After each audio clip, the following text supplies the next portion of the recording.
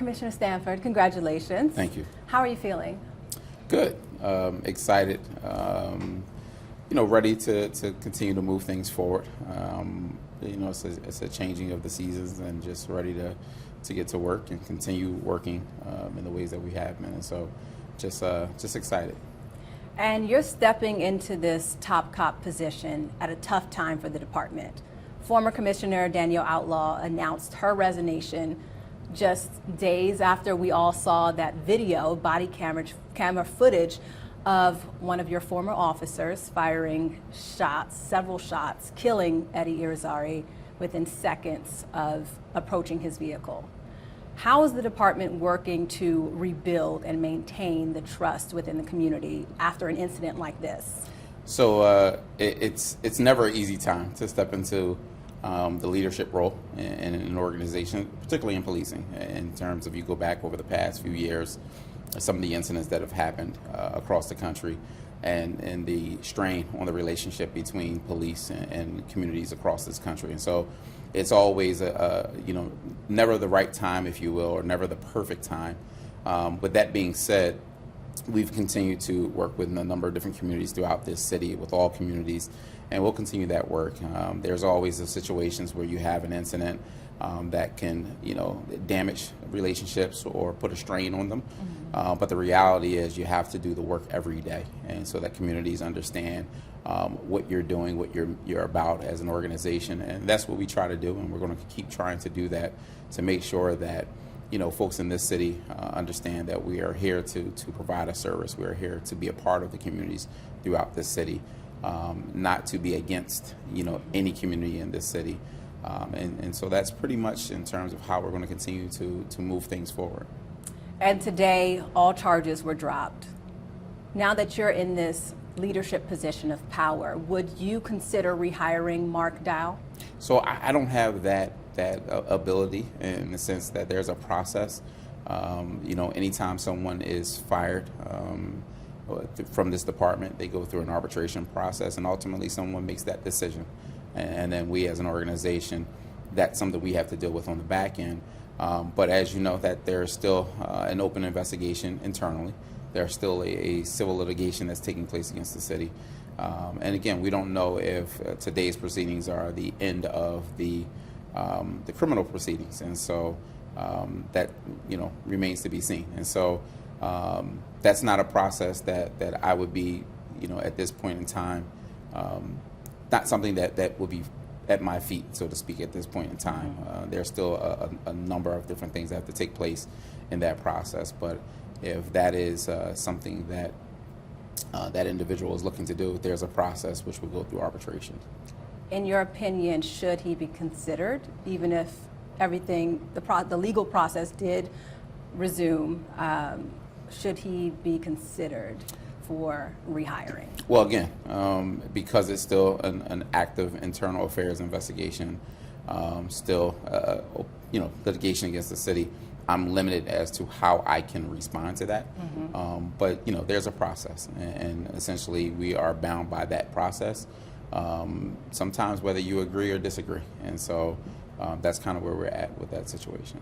And when it comes to policing, specifically in Black and brown communities, where do you think the medium is between hands-off policing and aggressive policing? Well, it should be the same for every community, and I think that's ultimately what's requested by so many members of Black and brown communities, is that you be treated the way that every community should be treated. And so I think it's having a balance in policing. There are clearly situations and issues that need to be addressed in all communities when you talk about crime and criminal behavior.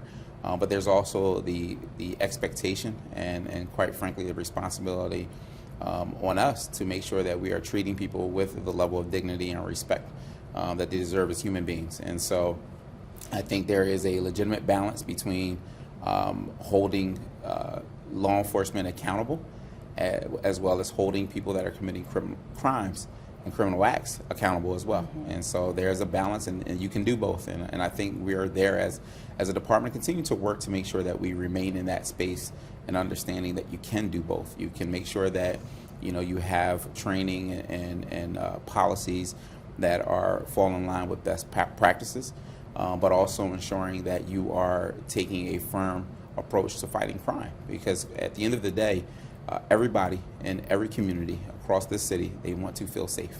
And that requires you to, in some cases, make arrests. That requires you to prosecute some folks. That requires you to hold people accountable. And while we are one component of that, there are still other components of the criminal justice system that have to hold up their end of the responsibility as well. But I think at the end of the day, you can have an approach that gives you balance. And I think that's something we've been trying to do as an organization for quite some time. And we're going to continue to move forward in that direction to give the people of this city balance, because I think that's what they want. I think that's what they deserve. And quite frankly, I think that's what we need right now in this city and quite frankly across the country. And you've been with the department for over 2 decades. Is there a commissioner that you can think of that you looked at them as having the most balanced approach? So I would say I've been in a unique space, and I've had the blessing and the fortune of working as a public information officer under Commissioner Ramsey and Commissioner Ross, and then as a first deputy alongside Commissioner Outlaw. And the unique perspective of that is that having an opportunity to see how they have taken this role as leaders has helped me tremendously.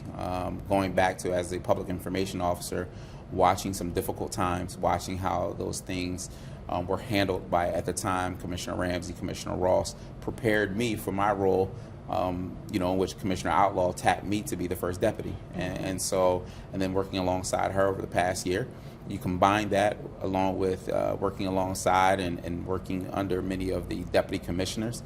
You take a little piece of all of them and you try to blend them together and make the best you, if you will, combined with my experience that I have and just my personality and what I think in terms of my core values. And so I think having the blessing of working under all of them, you get a little bit of the good blend, if you will, the opportunity to absorb some great experience, some great knowledge, and being able to put that all together. And that's where we're at now at this time for myself. Certainly, police officers in the city of Philadelphia are up against an extreme gun violence crisis. How safe do you feel in this city as an officer, but also as a civilian? So for me, it's a unique situation in the sense that I know the work that's being done by the women and men in this organization, as well as the collaborative work that we're doing with so many other agencies, both law enforcement and non-law enforcement. But the reality is that, for quite some time now, people in this city haven't felt safe. And so I would be lying to you to sit here and say that I think it's all happy times as you walk through or traverse through our city. It is not. And that's just based on the crime that we've seen. But I also think that it's good to know that we've seen a 19% decrease in homicides this year. We've seen a 24% decrease in shootings this year, giving, again, our folks that are doing the work the hope of knowing, okay, this is turning around. We're seeing some progress. We're seeing, things pan out in a way that they need to in terms of reducing the gun violence, but also to give hope to the citizens in this city to know that work is being done and that we're seeing those results. But the priority is to get to a place where people feel safe, because even with those numbers decreasing, there are still, 321 people that have been murdered in this city. There's still 1,300 people that have been shot in this city. Knowing that still, shows that we have a lot of work to do. But again, letting people know that things are turning around and we're moving in a positive direction.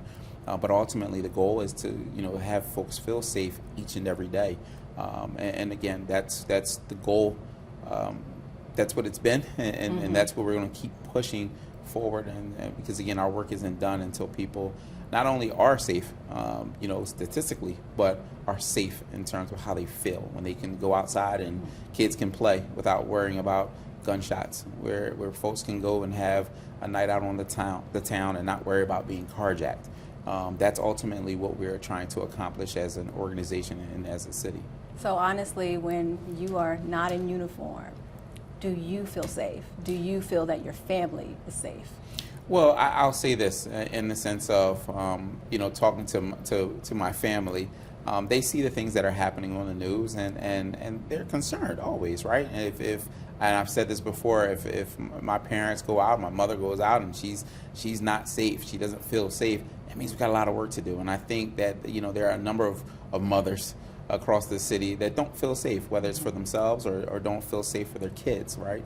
It doesn't mean that we're not doing the work. It doesn't mean that we're not trying. I think we have to do a better job of letting people know what we are doing, letting people know that we are out there being visible, so that they can feel that increased level of safety. And so that's what we're going to continue to do. For myself, I think the instinct of being a police officer, you're always looking around, you're always observing. And so instinctively, as a police officer, no matter where you are, if you're on vacation, if you're traveling on business, you have that instinct as a police officer. It's just something that you don't lose. And so I think your head is always on the swivel, so to speak, and just always being cautious because of what you see and what you've experienced as a police officer. It's hard to do this for this amount of time and not have some level of security or some level of awareness about what's going on. You were raised here in Philadelphia. I want you to think back to growing up here as a teenager. Are the youth today experiencing the same level of safety concerns as you did when you were their age? So this is always, I think, a debate, because I think there are times where you don't, how can I say, you're not aware of what's going on around you, in a sense, or you live in a certain neighborhood or a certain community and you don't think that anything's wrong with that, right? Or anything's wrong with what's happening, meaning if there are shootings or things like that. And so I look back in the 90s, we had a high number of homicides in this city, high number of violent crime. I think one of the things today is that everything's at your fingertips in terms of with social media, having access to cell phones, with technology being what it is, you're able to see everything almost in real time. Think about the amount of videos that you're able to see as in terms of crime that's happening. Never were able to see that as a young person. And so as a kid growing up, didn't have access to that, so you almost weren't aware outside of the things that happened on your block or that you would see, or maybe you would see something on the news if your parents are watching it or grandparents. But outside of that, I think having the access now in your hands, at your fingertips, in real time, combined with the social media platforms, all of the news platforms, you have all these different apps, right? I think you're overloaded with the amount of crime that's happening. Really is up for debate as to whether or not things are different, in the sense of in some areas they are, but in some ways they're not, right? I mean, you look at crack epidemic some decades ago. Well, we have heroin and fentanyl now, right? And even tranq is now added into that. So there's still a dynamic of that, right? Again, as I said, there were, in the 400s homicides, we're still in that space. And so it's just whether or not you knew it then. But now you know it because it's in your face every turn. And so I think the young folks today, and I feel old saying it that way, but I think young people today, because of their access to things, to be very honest, it kind of shortens their youth, because they see everything in an adult-like manner way before they're supposed to. So, we as society, we're taking away their innocence. When you think about what is happening and what they see and what they're exposed to, it is no reason that a young person should be able to look at Twitter or any of the other social media platforms. I don't want to just name one, but any of the social media platforms, and see someone being murdered because a video has been released or a video has been leaked. It's no way you should be able to see that. And so we're subjecting our young people to seeing that, and then wondering why they're dealing with the trauma that they're dealing with. And so I think there's a lot of issues, social issues, to combine with that as to why we're seeing some of the things that we're seeing today. Is there a way for the police department to improve that or reduce the amount of incidents where youth are seeing such things on social media? Not by ourselves, no. I think that comes down to, some part of it is parenting. Some part of it is what, you can have control over locking down in terms of, what laws are out there. But to be very honest, that's not a thing that we can fix by ourselves. I think that it has to be the continued collaborative work with so many of the non-law enforcement partners, to be very honest, to address some of the things that some of our young folks are dealing with, to address those issues. Again, quite frankly, that's not made for police to handle. There are a lot of things that we will often step into in terms of a role that we really shouldn't be. And part of that is because we are the agency that will answer the phone. We're the agency that's going to come 24 hours a day. And so I think, and that's not a knock to any other agency that's out there, it's just that that's the reality. When you call 911, somebody's coming. And so at the end of the day, I think it has to be all of the different services that are available. And listen, I think this city has tried to do that. We work with a lot of those agencies in many of our challenged areas of the city to make sure that there are other resources that can step in and do the work that needs to be done that's not related to policing, but that certainly adds to policing, right? And so I think in order to really address that, it has to continue to be a combined effort with everybody, all hands on deck. As you mentioned a little bit earlier, the numbers show the homicide rate in the city is trending downward, about 19%. But in Philadelphia and, quite frankly, many major cities across the nation, the homicide clearance rates are low. Can you provide any insight into the challenges this police department is facing when solving homicides? So our homicide rate is about 58% up, a little bit from where it was this time last year, but it can always get better. And so, you know, the challenge that I think we have, along with every other police agency and law enforcement agency, is getting people to cooperate. And the reality is that, you know, while we have an increased amount of cameras that are around, some that are owned by, you know, the city, some owned by other agencies or other people, the reality is you need people and you need witnesses to come forward. With that being said, we also have an obligation to ensure that people are safe when they come forward, and that's a part of it that we need to make sure of. But we need people to come forward. We need people to communicate with us, to tell us what's going on. Many times before it happens, you know, but obviously when those homicides or those things happen, those shootings, you want people to come forward. Often, you know, people get in this space of, well, I don't want to snitch. And snitching is when you and I commit a crime together, right? And you only tell on me. But when you see somebody shoot somebody in your neighborhood, blocks away from, or you know, blocks away from your home, or again, a few feet away from your home, that's not snitching. That's getting rid of the bad that's happening in your neighborhood, right? That's getting rid of the folks that should not be there, that are preventing you from living safe. And so encourage people to come forward to work with us, you know, and let us know what's going on. Again, I think it's stepping in that space of, if you know you have a family member that's doing something they shouldn't be doing, tell us ahead of time, that's engaging in that kind of behavior. You know, nobody wants to see their loved one, you know, locked up and you know, in custody forever. But the reality is, you have to know that if you have somebody in your house that has 3 or 4 guns, or 1 gun for that matter, that shouldn't, let somebody know, you know, get that information to us so that we can intervene and try our best to prevent some of the things that are happening. But I just encourage people, it has to be one of those things where, as a society, as people, we have to get in a better space of coming together and helping each other. And obviously that trickles over to the police department of, again, communicating with us and letting us know what's happening.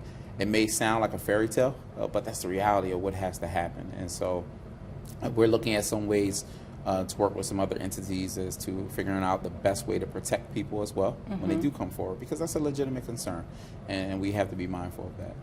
Is any of the accountability on the police department, such as more personnel or officers? Obviously, yes. You know, we're down tremendously over the past few years, and people are up for retirement, and you know, so we'll probably see more and more people retire in the coming years. So recruitment is an effort that, again, all hands on deck. We've gotten some assistance from City Council and even the FOP. Everybody's all hands on deck because everyone realizes all hands have to be involved in the recruitment process.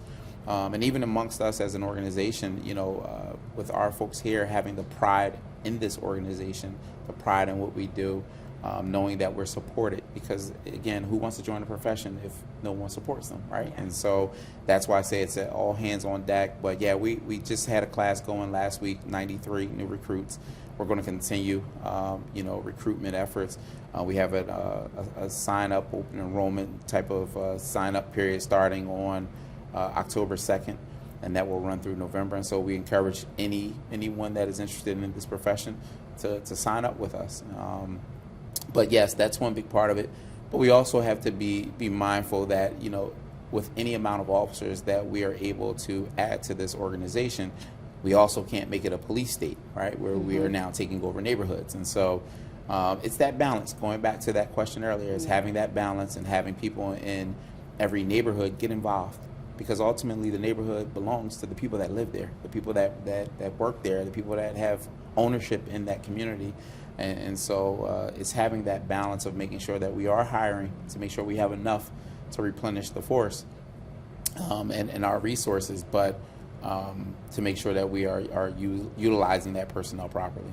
And as you said, people have to want to work for the police department. So how is the morale within the department? So listen, it's something that we're working on. What do you mean by working on? Well, when I say trying to raise the morale, I mean, listen, it's the morale in policing has been down, again, I would say across the country over the past few years, coming out of the pandemic and the civil unrest that we observed. People are getting back into work. At one point it was everybody against police, right? And so we haven't seen that same amount of love coming back. And so now we're starting to get there. But even some of it starts internally, making sure that our folks know that they're supported in their efforts. They're going to be held accountable, but they're supported in their efforts of what they're doing every day, that their work matters. Because again, the work that they're doing each and every day that goes unseen by many people, but it's not unnoticed. And so it has to be one of those things where we continue to encourage them, continue to make sure that their well-being is where it needs to be. We're looking at a number of different things internally, working on an early intervention system, working on health and wellness, and working on even trying to look at some other things like schedule changes in terms of to enhance the amount of time that they have off with family. All of those different components, but that's really going to be key in just making sure that, again, you have a way of enticing people to come into this organization. And quite frankly, it's about building back up the pride of this organization. Yeah. There are so many amazing women and men that work in this organization that have a skill set to do so many different things. But we got to get back to the point where we have pride. Pride in the patch, pride in this organization, pride in what we do. And I think that trickles over to people wanting to be a part of that. And that's how you built that recruitment piece, but building that morale internally where, it used to be a point where you didn't want to miss work because you thought you would miss something, right? And part of that's about having fun. This is a serious job, but you have to have fun. You have to laugh a little bit. It can't be, the serious nature of it all the time, right? Because, again, who wants that? And with the trauma and things that you see on this job, you have to have a way to have a little humor, something that allows you to bring it down a little. And so trying to work on that component of not just with the officers at the rank of police officer on the ground, but even trying to keep our commanders encouraged, because they've been out there battling and in the same, space with our street officers, right? And so it's trying to just make sure that we are doing everything from the top down to encourage, to uplift, and to get our folks to a place where they feel like what they're doing every day, it means something, and it's of value. And I think we have to keep pushing that. And we live in a society that rates everything. So on a scale of 1 to 10, 10 being the best, how would you rate the morale of this police department? I would say, I'm going to say a 5, and here's why. I place it right in the middle of the best and the worst, because there are always going to be some folks that no matter what you do, you can't please them. There are going to be some folks that are always they're high off of life, and they're just in that space. And so I say that 5 is the middle ground, because I think when you combine the two, I think they kind of lean on each other, and they're right in that middle space for the most part. And so I think it's incumbent upon myself and others that are in leadership roles in this organization to bring people up and to continue to be out there with them, to be visible. Sometimes it's the smallest things. We just had the Puerto Rican Day Parade and the festivities. Not much of because of the rain, Yeah. but being out in the rain, standing out there with them, just letting them know you're working, I'm working. Mm-hmm. We all had our days canceled, and so we're all standing out here. The slightest of things like that, in some sense, just seeing and hearing some of the feedback from some of our officers, they appreciated that, and it was nothing more than me just being there. And so it's little things. It's a start for me, and it's just trying to continue to do those things. Just recognizing, the work that they're doing. We honor our folks at award ceremonies. We do that, and again, it's appreciated. So it's just continue to do those little things and just trying to find ways to just bring back some level of fun to this, some level of support, and really getting back into that space. Ultimately, our next mayor will appoint the next police commissioner. If offered, would you take the position? Absolutely, absolutely. Listen, I'm here now to do the job, and if given the opportunity, if offered the opportunity to do it in January permanently, then absolutely, I'm here for it. I'm here for it all day. What will it take for the next police commissioner of this city to bring forth real changes? So I think it's going to be, so again, without this sounding like a pitch, but I think it's going to be part of what I have in my mind of, I say 3 C's of policing: community, cops, and crime. And you got to focus on all 3 of those things. The community, we all come from the community, right, in some form or some aspect, but the community encompasses so many different components of that. I put our cops in the middle because I say you're pulled in so many different directions. You have to balance the community, you have to balance crime. And then crime, obviously, but what does crime mean? It means something different to everybody and to so many different neighborhoods. And so sometimes we know violent crime jumps out at us in the sense of that's what everybody talks about. But what about the quality of life things in areas that don't experience violent crime? And so we have to keep focus on all of that. And so I think in order to be able to really effectively move things forward, you have to focus on those 3 things. You have to keep your eye on all 3 of them simultaneously, and understand that all 3 feed off of each other. So trying to keep them all in balance, and equally as important moving forward, I think is one of the things that will allow anyone that's in this role, in this organization, to be successful and to see the city be successful. Community, cops, crime. Community, cops, and crime, yes.